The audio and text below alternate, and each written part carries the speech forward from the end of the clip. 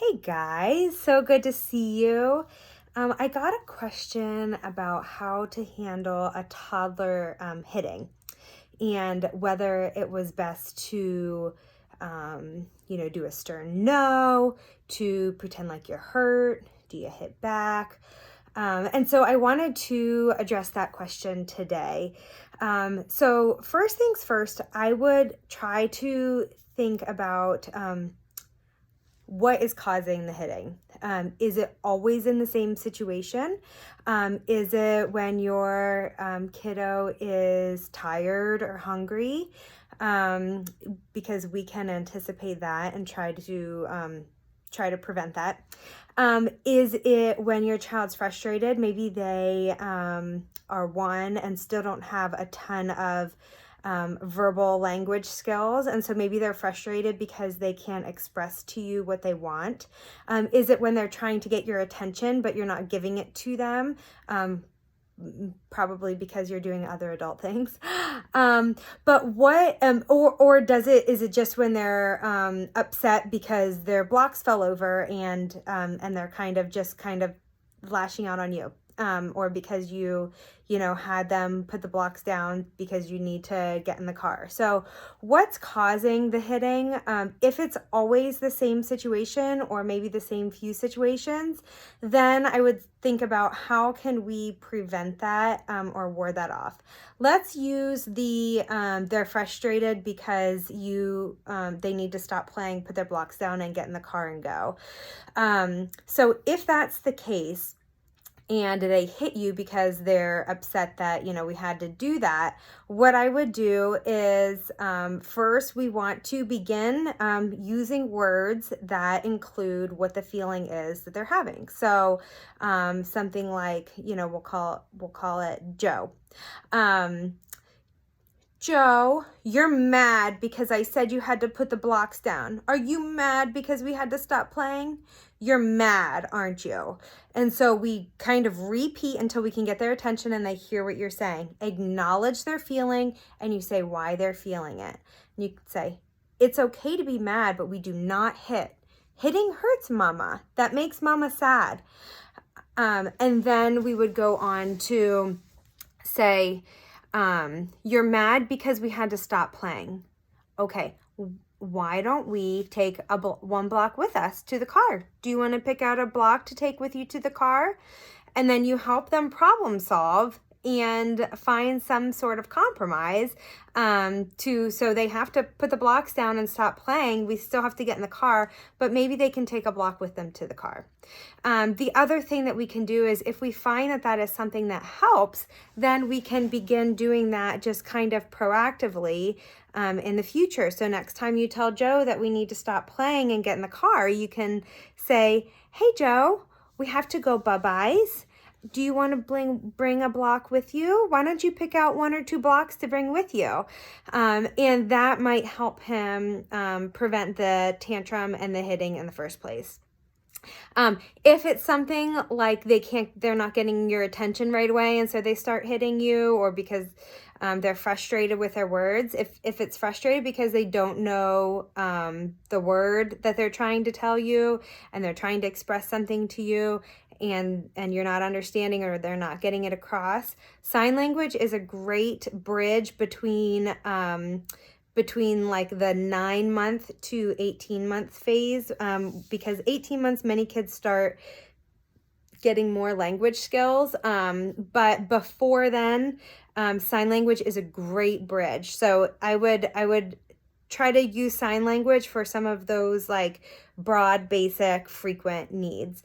And then if it's about attention and they're hitting you because they're not getting your attention, they're not getting your attention right away, I would begin trying to pay attention to when they are trying to get your attention in an appropriate way and rewarding them for that by giving your attention and also praising them for asking in a nice way, you patted mama's leg. You wanted to talk to mama? Okay, tell mama, and so you say exactly what they did that was appropriate, and then you give the attention. And so I would begin trying to give attention right away or shortly after they're asking you, to reward them for asking in a nice way. Because otherwise, if they hit you, and even if they get negative attention, well, the hit is effective, even though it was negative attention that they were getting. So prevention is key. As far as hitting back, I know that's a strategy that parents used to use. Some parents still use that. Research really shows that although spanking or hitting can be effective in the moment to stop a behavior, it's not effective long term in stopping the behavior. And so since it's not effective long term, it's not really a strategy we want to use. On top of that, there's also research that shows that children punish or discipline their peers the same way that their parents discipline them. So if you're spanking or hitting your child as a consequence, they're more likely to do that to their peers when they're playing and not happy with their peers. So that's really not something that we want to introduce also. There's a whole lot of literature on spanking.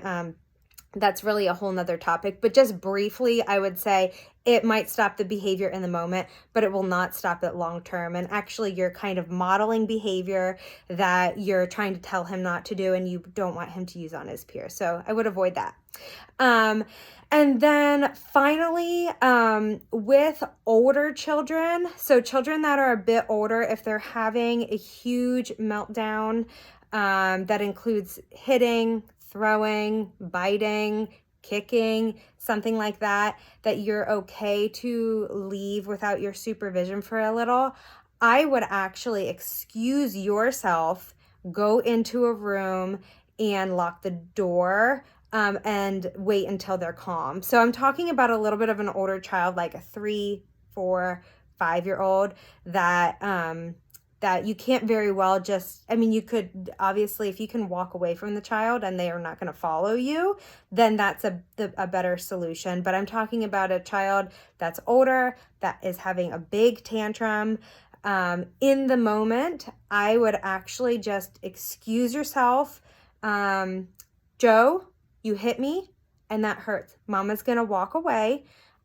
So I can stay calm and so you can calm down. And when you're calm, Mama will come out. So you could do something like that. And like I said, that's for like a big tantrum for an older child. But then you would always want to come back to, okay, what caused this tantrum? Is this something that's reoccurring? Is there a way that we can prevent it? And then also for that older child, teaching some other strategies that they can use whenever they're feeling whatever it is that is causing these big tantrums. So that's what you want to do at a separate, calm time. Talk to them about strategies they can use when they're feeling a certain way. Have them come up. You can maybe throw out a few options, but have them come up with the strategies.